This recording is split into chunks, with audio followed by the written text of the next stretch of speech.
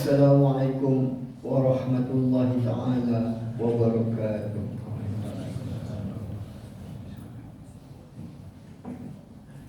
Allahu Akbar, Allah.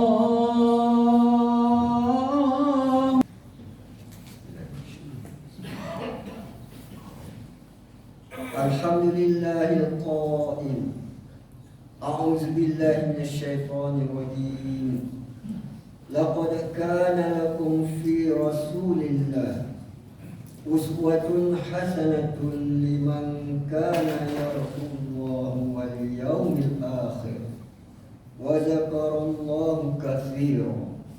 Asyhadu an la ilaha illallah wahdahu la syarika lah wa asyhadu anna Muhammadan abduhu wa rasuluh. Allahumma salli wa sallim ala sayyidina Muhammad wa ala alihi wa sahbihi ajma'in. Amma ba'd, fa ya ayyuhal muslimun ittaqullah usikum wa iyaya bittaqullah faqad fazal muttaqun. Qala Allah ta'ala: Ya ayyuhalladzina amanu taqullaha haqqa tuqatih wa la tamutunna illa wa antum muslimun. Muslimin yang dirahmati Allah sekalian, marilah sama-sama kita bertakwa kepada Allah Subhanahu wa taala dengan sebenar-benar takwa, dengan melaksanakan segala titah perintahnya dan meninggalkan segala larangannya. Moga-moga kita menjadi hamba-Nya yang muttaqin.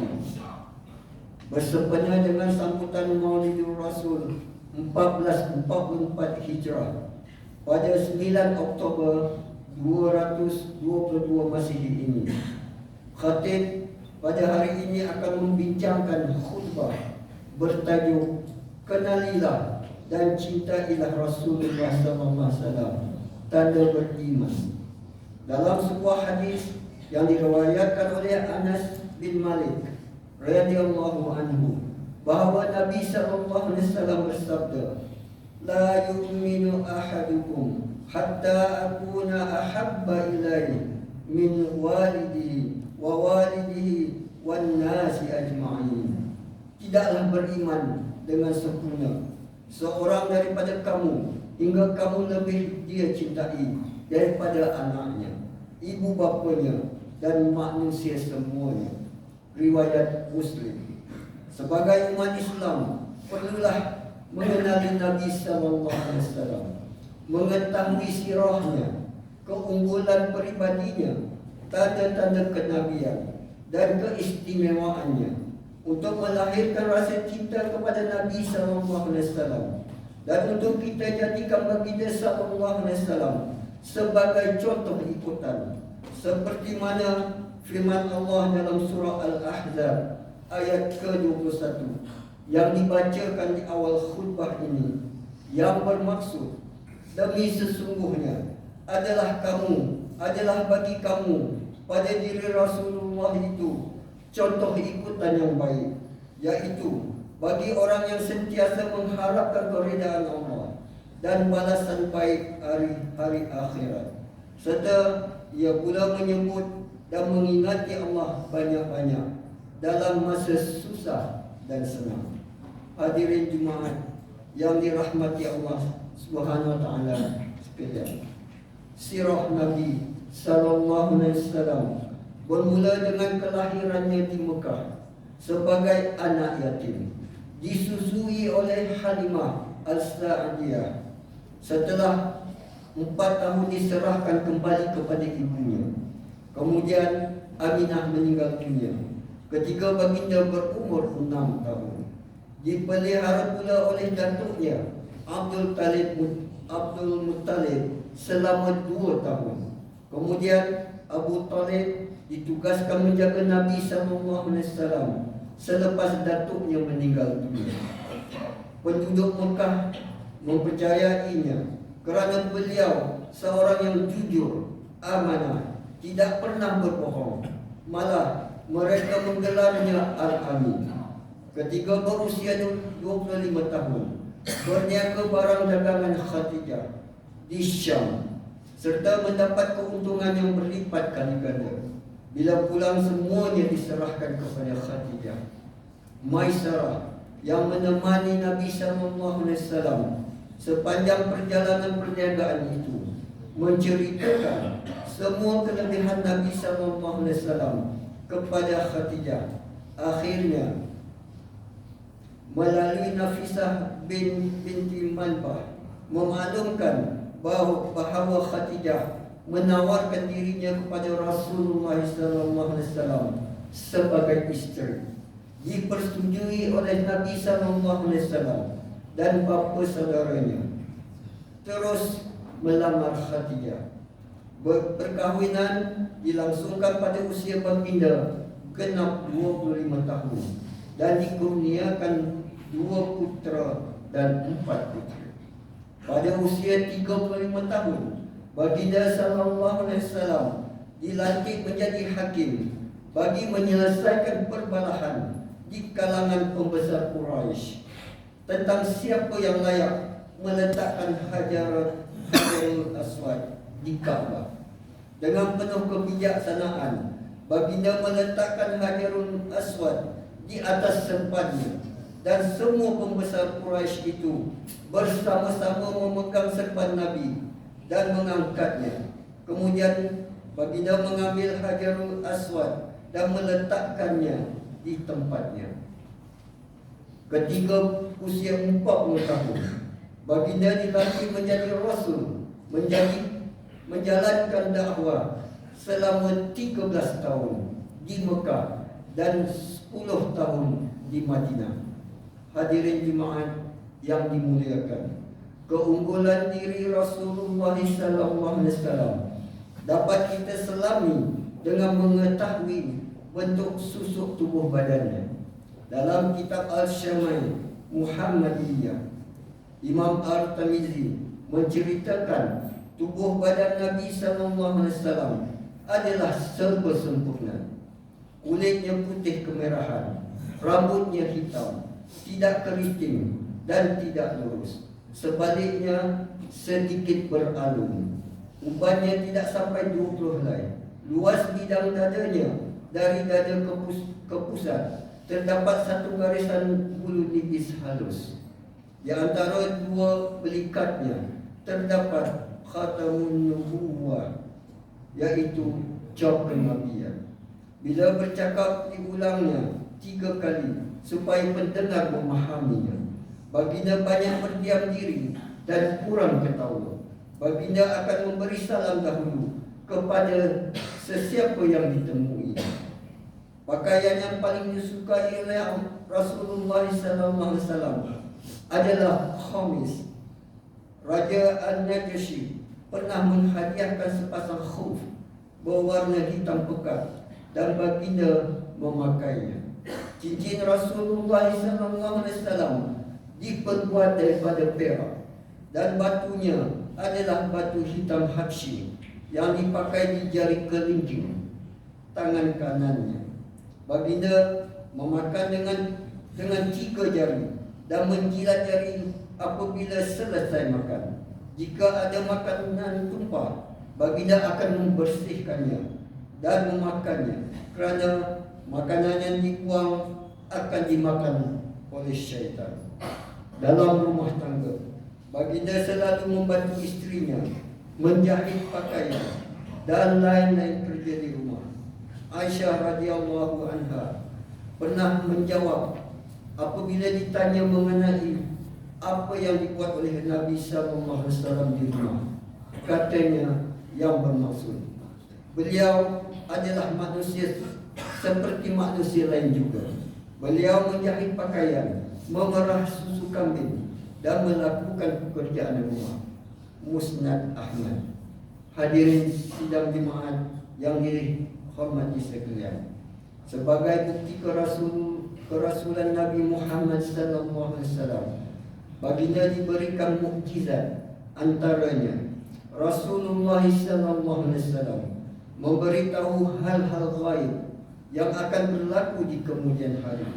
dan perkara tersebut benar-benar berlaku, seperti hadis yang diriwayatkan oleh Abu Hurairah radhiyallahu anhu daripada Nabi sallallahu alaihi wasallam, sabdanya yang bermaksud Kisra, yaitu Raja Parsi, akan hancur dan tidak akan ada lagi Kisra setelah itu.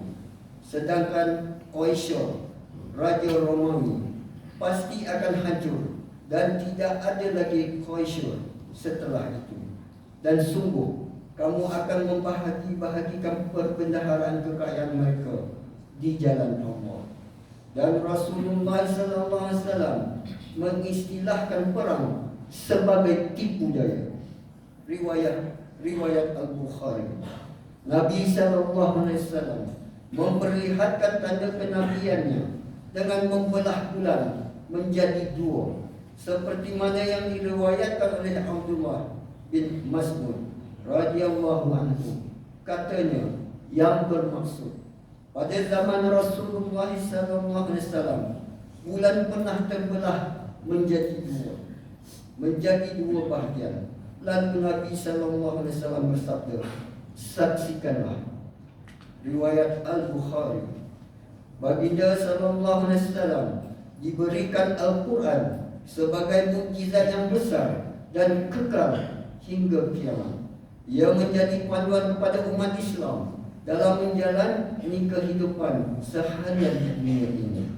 Selain itu, hati Nabi sallallahu alaihi wasallam tidak tidur walaupun kedua matanya tidur.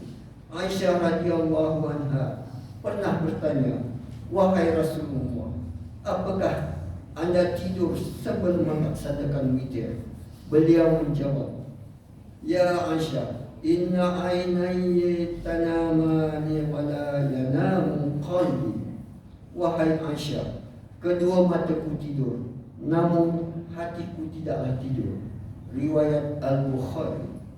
Hadirin jemaat yang dimuliakan, ada ibadah yang dibenarkan kepada baginda sahaja, seperti wisal, yaitu puasa, menyambung puasa sehingga 2 hari baru berbuka, dan tidak dibenarkan kepada umatnya. Aisyah radhiyallahu anha pernah berkata yang bermaksud Rasulullah sallallahu alaihi wasallam melarang puasa wisal sebagai bentuk kasih sayang kepada mereka, yaitu pada sahabat-sahabatnya. Mereka berkata, bukankah anda sendiri melakukan puasa wisal? Beliau bersabda, aku tidak sama dengan keadaan seorang kamu, kerana aku diberi makan dan minum oleh Tuhanku. Riwayat Al-Bukhari. Hadirin jemaat yang dihormati, baginda diutuskan sebagai penutup segala rasul, seperti mana yang difirmankan oleh Allah Subhanahu wa taala dalam surah Al-Ahzab ayat ke-41. A'udzubillah, ayat ke-40. A'udzubillahi minasyaitonir rajim. Walakin Rasulullahi wa khataman nabiyyin. Tetapi ia adalah Rasulullah dan kesudahan segala nabi-nabi. Dengan arti kata lain, jika ada sesiapa mendakwa dirinya sebagai rasul atau nabi, maka itu adalah palsu. Dan Nabi sallallahu alaihi wasallam menyebut mereka itu sebagai dajjal sebelum lahirnya dajjal yang sebenar. Nabi juga diberikan pengkhususan tertentu oleh Allah Subhanahu wa taala. Antaranya mempunyai isteri lebih daripada 4. Ia hanya khusus kepada baginda sahaja.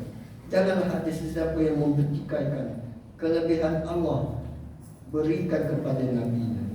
Hadirin sidang Jumaat yang dimuliakan, mengakhiri khutbah pada hari ini, marilah sama-sama kita menghayati intipati pengajarannya.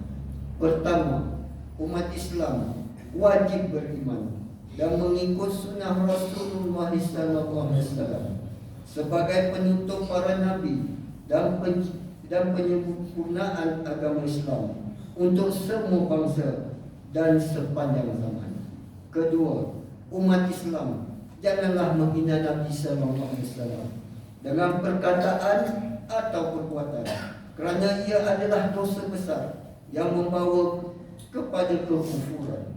Ketiga, umat Islam hendaklah memahami bahawa keimanan kepada Nabi sallallahu alaihi wasallam bukan dengan tutur kata dan logik akal semata-mata, tetapi dibuktikan dengan kecintaan dan amalan sunnah Nabi sallallahu alaihi wasallam. A'udzubillahi minasyaitonir rajim. Qul in kuntum tuhibbunallaha fattabi'uni yuhibbukumullah wa yaghfir lakum dzunubakum wallahu ghafurur rahim. Katakanlah, wahai Muhammad, jika benar kamu mengasihi Allah, maka ikutlah aku. Nescaya Allah mengasihi kamu serta mengampunkan dosa-dosa kamu. Dan ingatlah, Allah Maha Pengampun lagi Maha Mengasihani. Surah Ali Imran ayat ke-31. Barakallahu li wa lakum fil Qur'anil azim wa nafa'ani wa iyyakum bima fihi minal ayati wal zikril hakim wa taqabbala minni wa minkum tilawatah innahu huwas sami'ul alim. Aqulu qawli hadza wa astaghfirullahal azim li wa lakum wa lisairil muslimin wal muslimat fastaghfiruhu innahu huwal ghafurur rahim.